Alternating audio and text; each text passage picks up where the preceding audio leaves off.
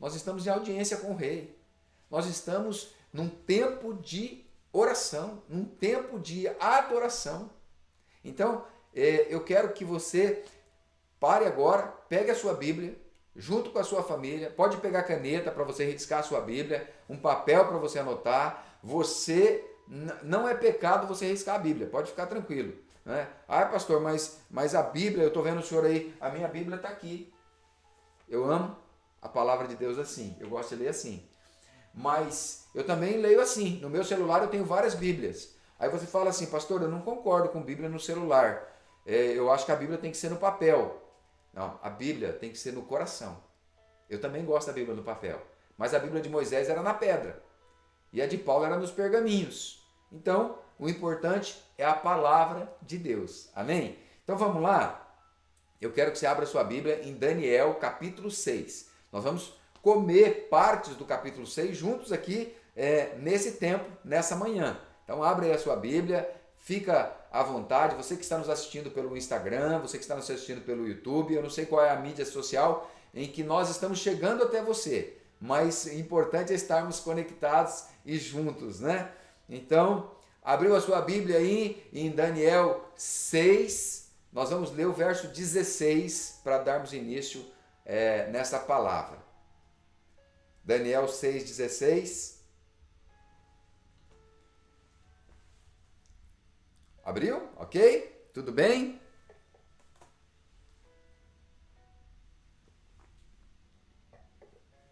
Vamos lá? Então o rei ordenou que trouxessem a Daniel e o lançassem na cova dos leões.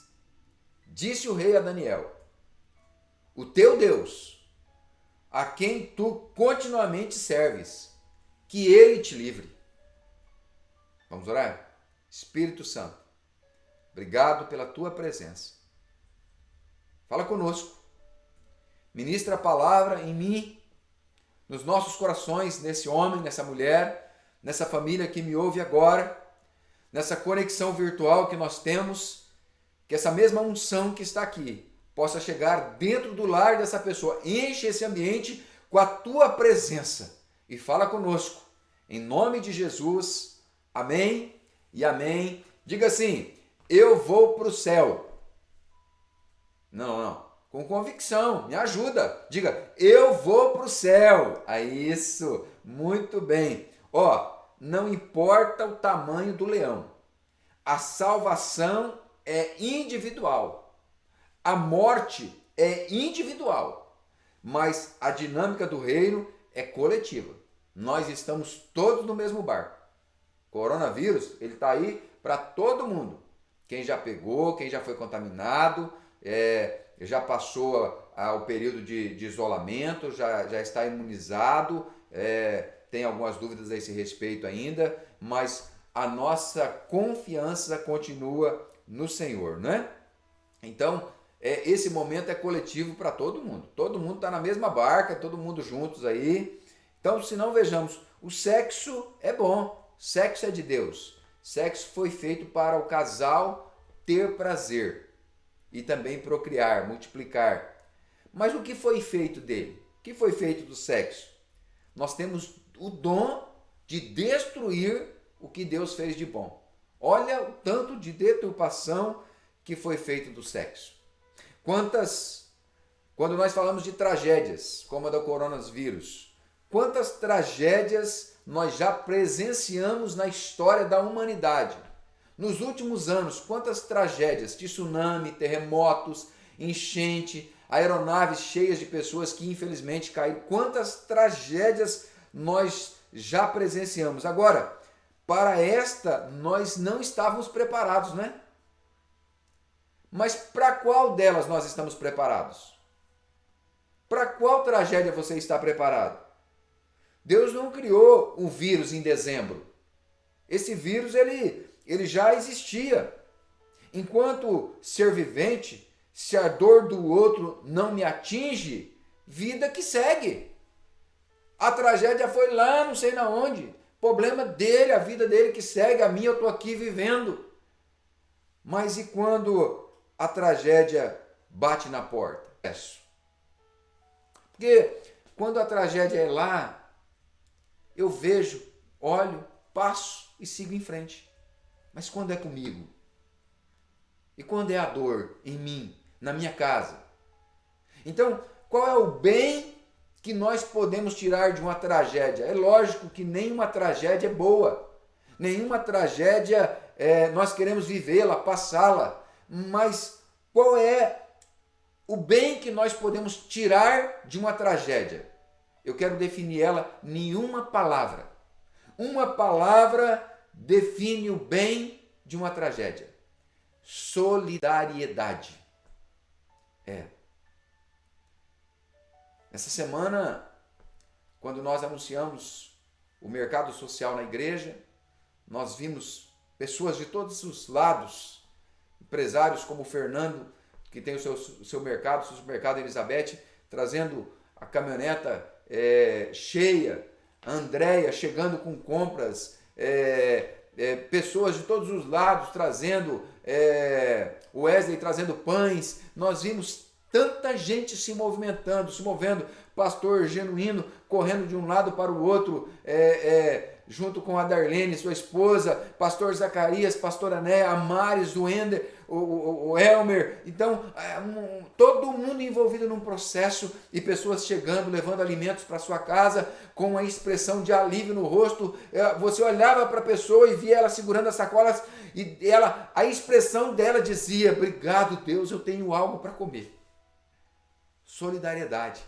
Profissionais da saúde arriscando a sua própria vida nos hospitais para cuidar, supermercados abrindo para as pessoas terem o que comer, pastores orando. Ontem pela manhã eu calcei o meu tênis e eu saí pelas ruas de Nurque, sozinho, eu e Deus, orando, impondo as mãos, abençoando, clamando, orando nas escolas, orando nas igrejas, orando nos lares, orando nas empresas, ministrando vida em Nurque.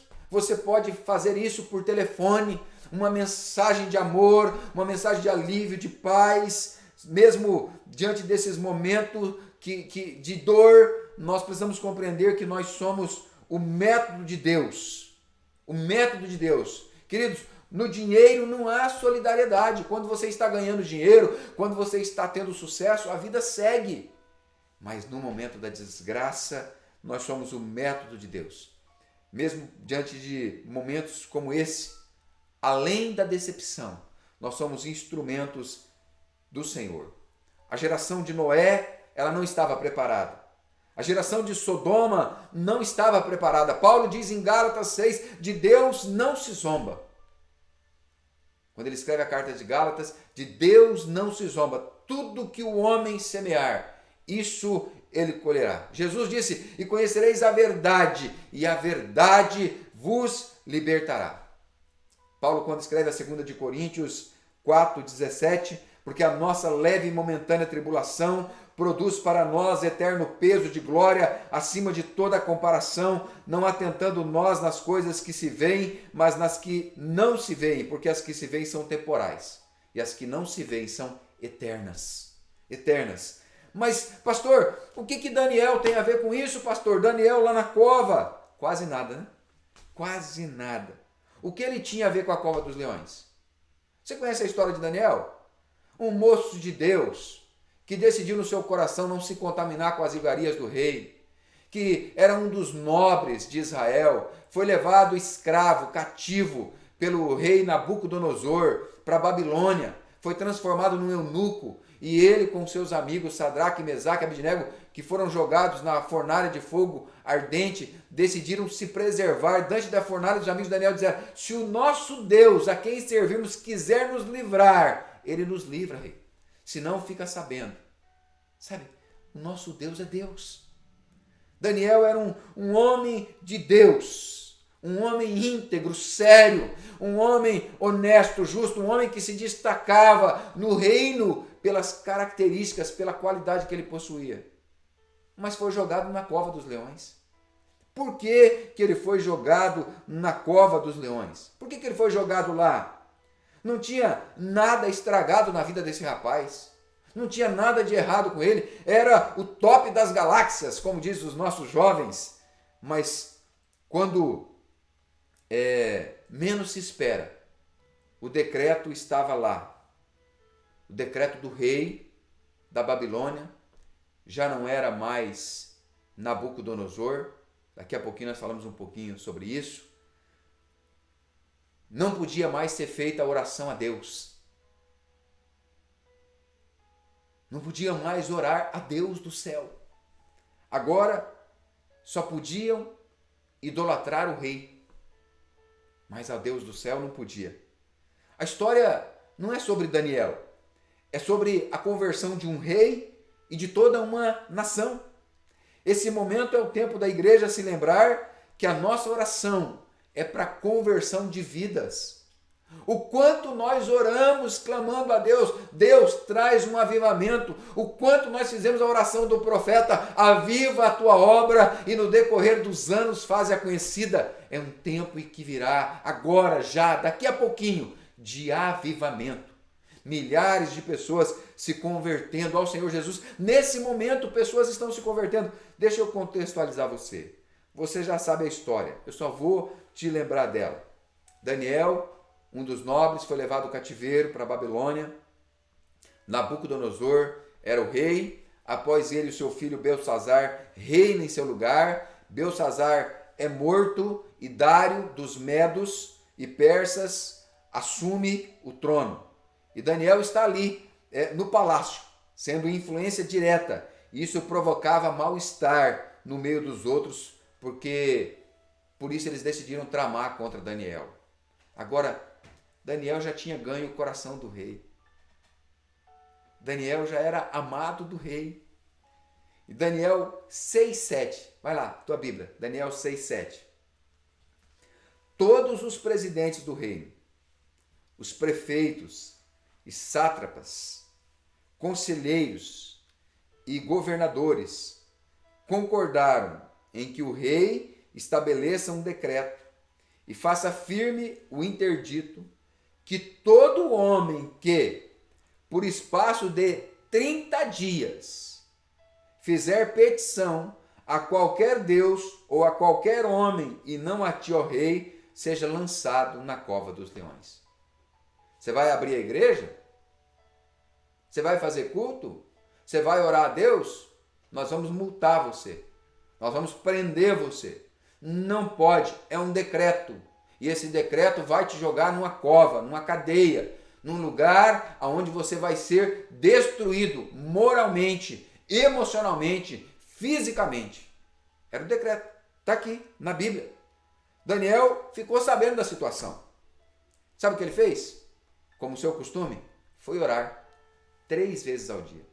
Esse povo reúne e vai lá olhar Daniel orando. Eles foram lá ver, observar se Daniel estava cumprindo o decreto ou se Daniel estava orando, falando com Deus, quebrando a lei, a regra. Eu não estou dizendo que você tem que quebrar a regra, eu estou dizendo que Daniel fez. Em Daniel 6:10, olha lá.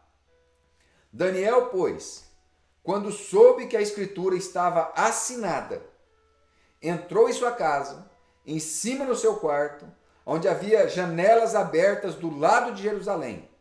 3 vezes por dia se punha de joelhos e orava e dava graças diante do seu Deus, como costumava fazer. Era um hábito da vida dele.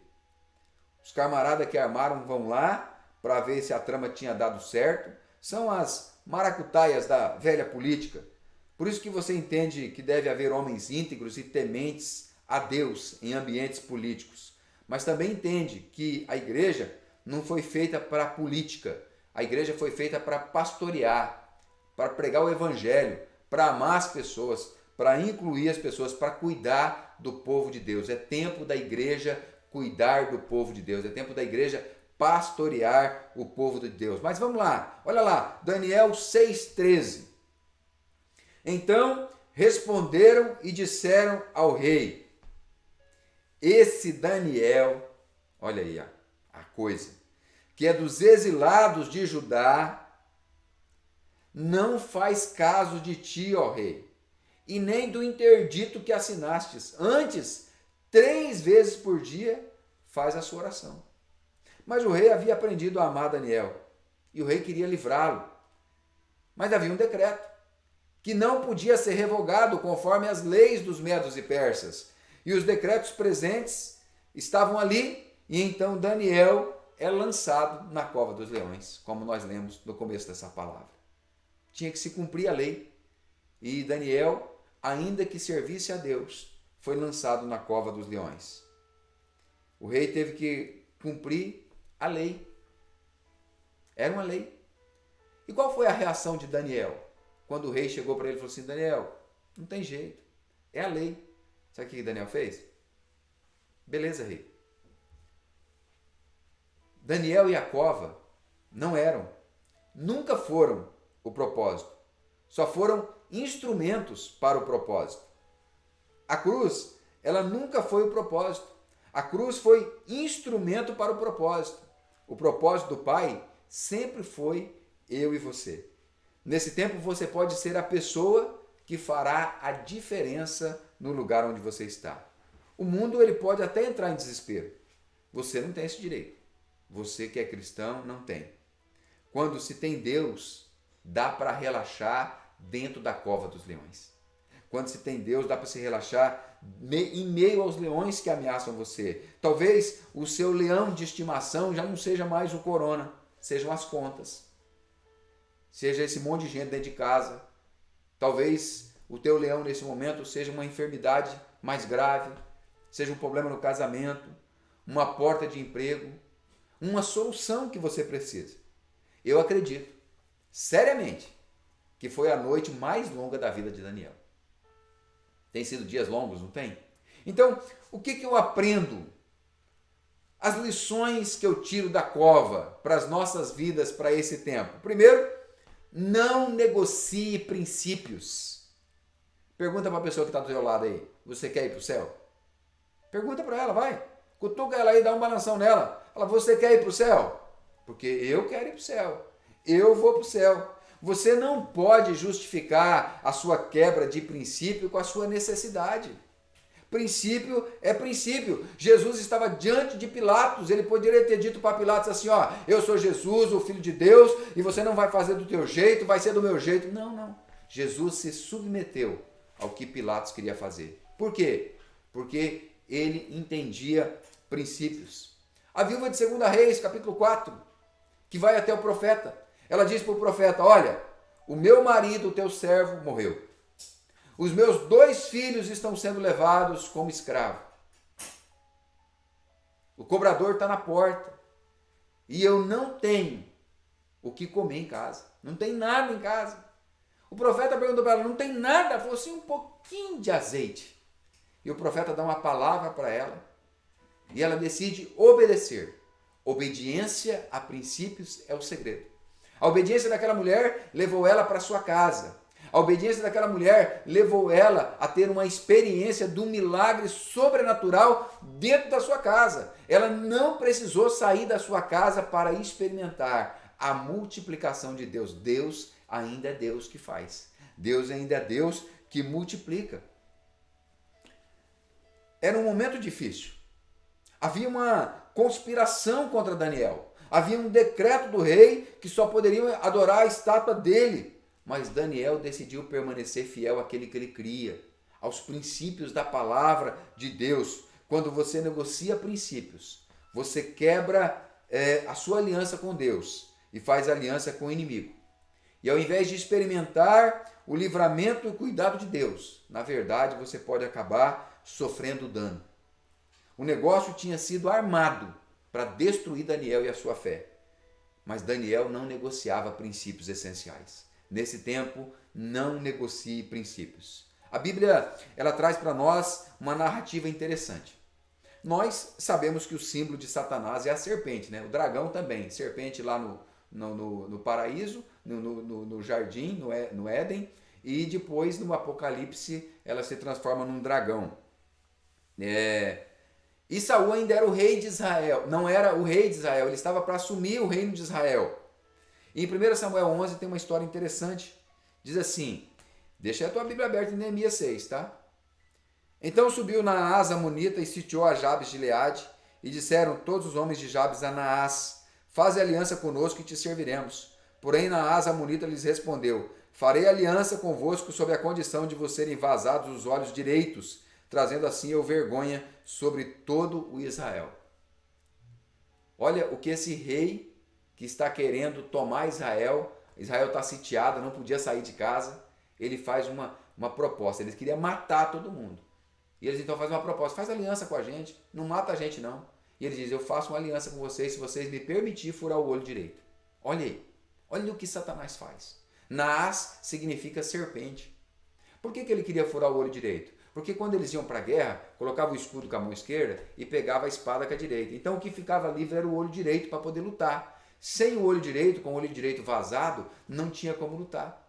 Não tinha como guerrear. E assim ele ia trazer vergonha sobre Israel. Tem muito cristão, queridos, que para continuar vivo, ele faz aliança com o inimigo. Para realizar desejo do coração, ele faz aliança com o inimigo. Ele passa a viver com o olho furado. E ele não vai ter mais o bem de Deus em seu favor. Não faça alianças com o inimigo nesse tempo. Não negocie princípios. Não negocie valores essenciais. Daniel permaneceu firme. Segunda lição que eu aprendo da cova: desenvolva resistência emocional.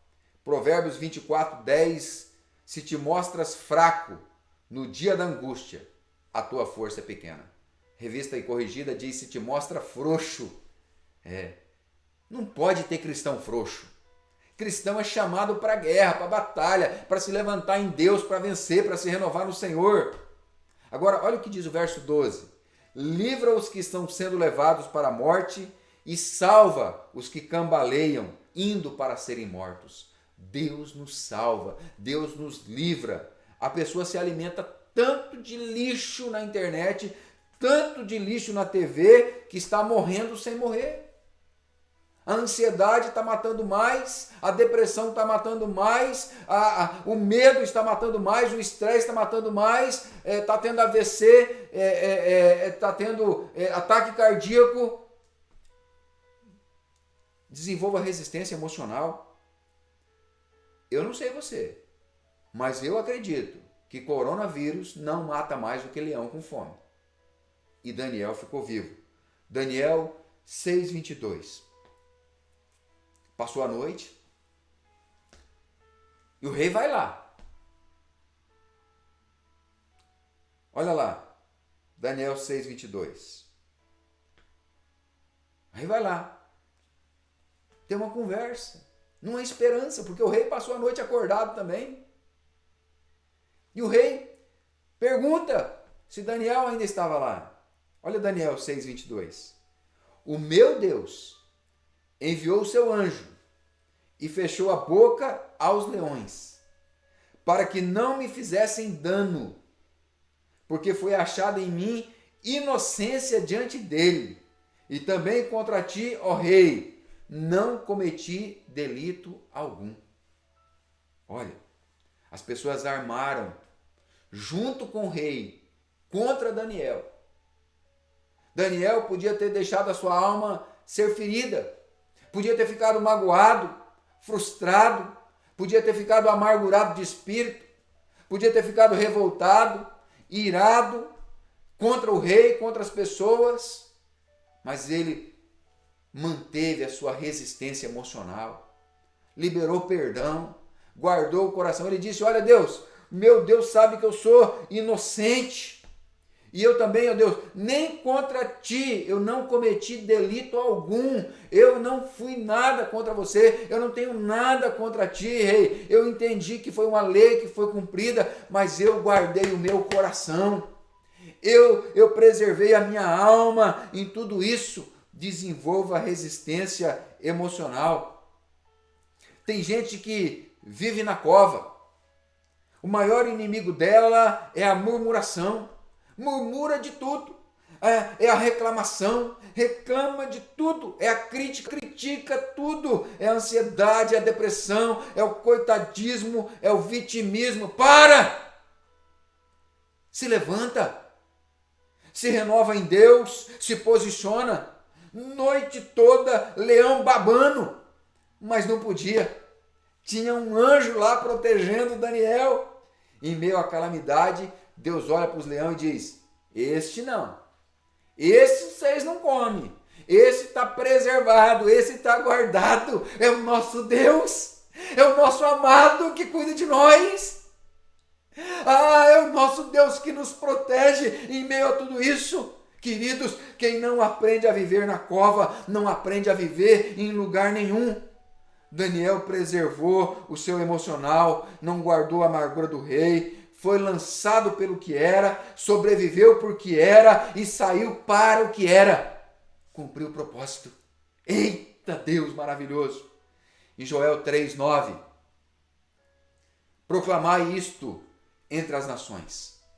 Apregoai guerra santa e suscitai os valentes. Cheguem-se, subam todos os homens de guerra, forjai espadas das vossas relhas de arado e lanças das vossas podadeiras, e diga o fraco, eu sou forte. Diga aí, diga o fraco, eu sou forte. Diga, eu sou forte. Diga para tua família, eu sou forte. Levanta aí, sobe aí, dá um pulo, grita para tua família, grita para você mesmo, bate no peito, diga, eu sou forte. Mais uma vez, eu sou forte. Diga aí, família, nós somos fortes.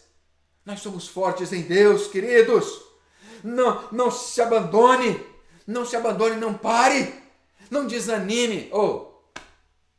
Faz um bom almoço aí na sua casa hoje. Um bom almoço gostoso, comida boa. Vai lá, toma um banho, coloca uma roupa bonita, faz uma maquiagem, faz uma chapinha. Quanto tempo faz que você não faz uma chapinha? Parou de fazer chapinha por quê? Faz uma chapinha, faz uma maquiagem, coloca um brinco. Maridão, faz a barba. Penteia esse cabelo aí tudo bagunçado. Veste uma camisa decente, essa barrigona aí, ó, saindo por cima da camisa aí, ó, caindo por cima da calça. Veste uma camiseta. Ninguém merece. Vamos lá, vamos rir todo mundo. Dá um abraço na sua família. Dá um beijo na sua família. Diga para tua família assim, ó, eu amo vocês. Porque tem pessoas que estão me ouvindo agora, que elas estão sozinhas. Se você está com a sua família aí, ó, dá um abraço neles.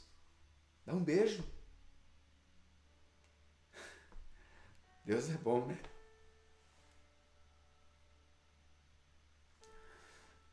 Outras coisas virão. Nós continuaremos firmados em Deus. Terceira lição que eu aprendo da cova. Tenha plena convicção sobre você. Provérbios 26:8. Como que atira pedra preciosa num montão de ruínas, assim é o que dá honra ao insensato.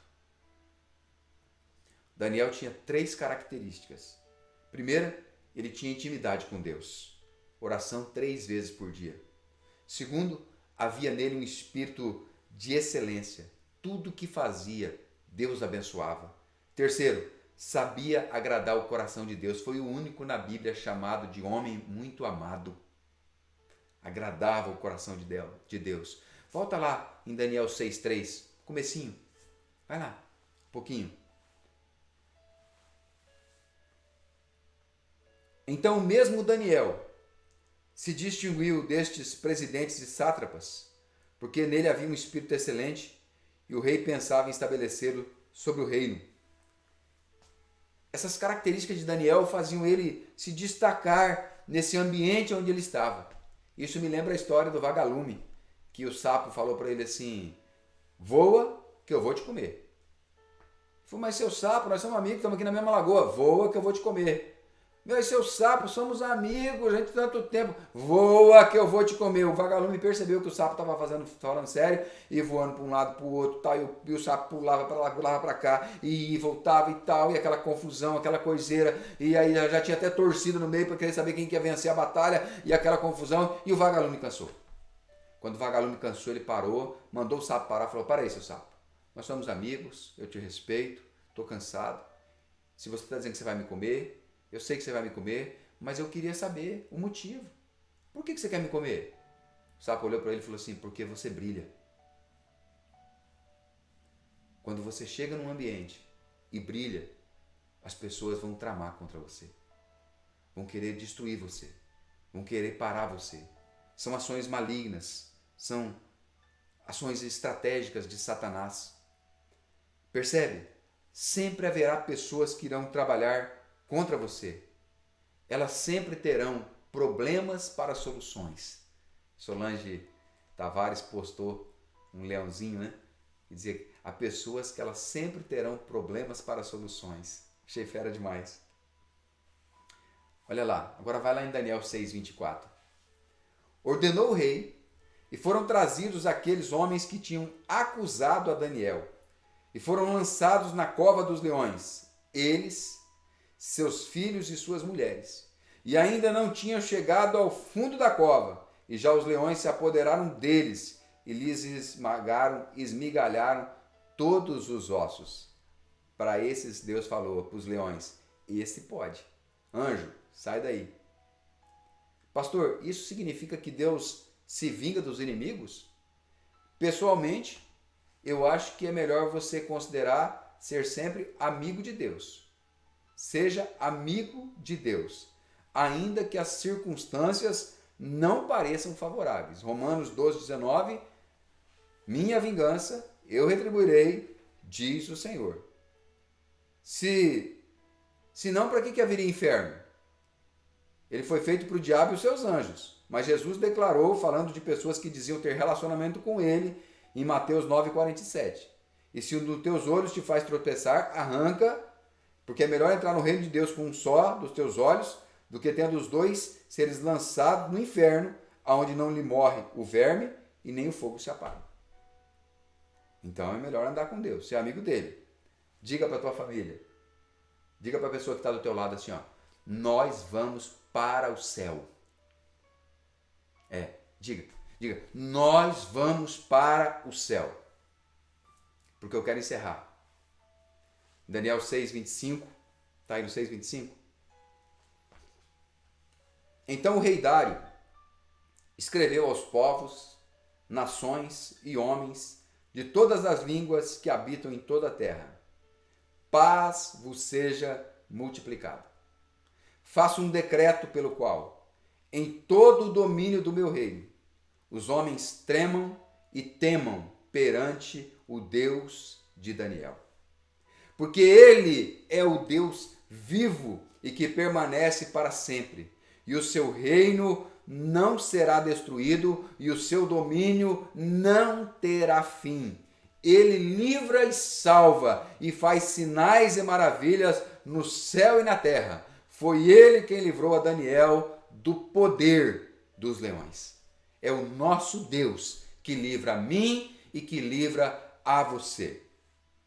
Eu me lembro há muitos anos atrás, num culto de oração da semana, muitas pessoas da igreja, e uma moça chegou, entrou na fila de oração, para receber oração, e quando ela chegou até mim, ela pegou no meu braço, chorando, e ela disse assim: pastor, eu tenho 2 filhas gêmeas, mas tem 2 anos que Deus levou uma delas. Nesses 2 anos, eu estou trancada dentro da minha casa. Eu não saio para nada. Eu entrei num buraco de depressão, de angústia, de dor. E eu pergunto para Deus por quê? E Deus não me responde. O meu marido não aguenta mais. A minha filha, que sobreviveu, não tem mãe. Eu não tenho paz na minha casa, eu não tenho alegria, eu não tenho vida, chorando. E ela disse, e eu vim aqui, porque me disseram que Deus usa o Senhor. E eu quero perguntar para o Senhor, tem cura para mim? Tem jeito para a minha vida? Por que Deus permitiu isso na minha vida? Naquele momento eu confesso para vocês que eu não tinha palavras.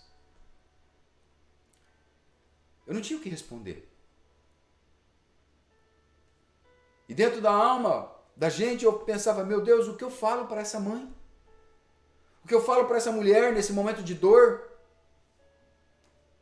E eu disse para ela algo que a minha querida Tânia me ensinou. Em tudo dai graças. Ao invés de chorar, por ela ter partido. Agradeça a Deus por Ele ter dado ela para você.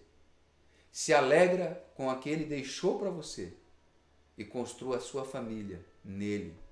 Dá uma chance para Ele mudar a tua história. Volte a viver. E orei com ela.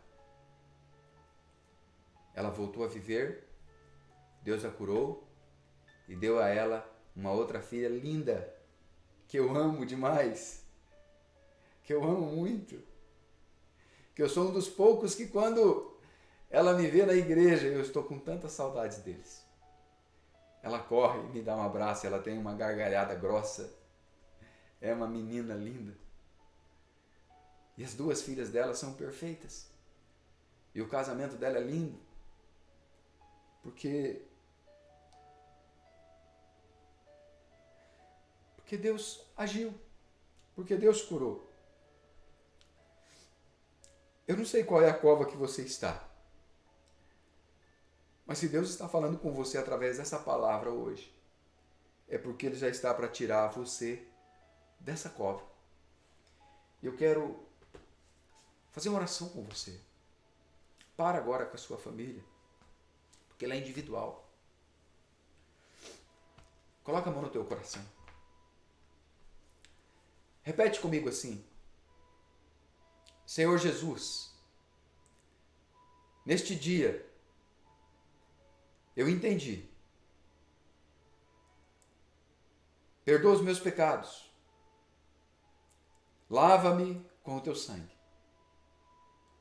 Restaura em mim um espírito reto. Me dá a alegria da salvação.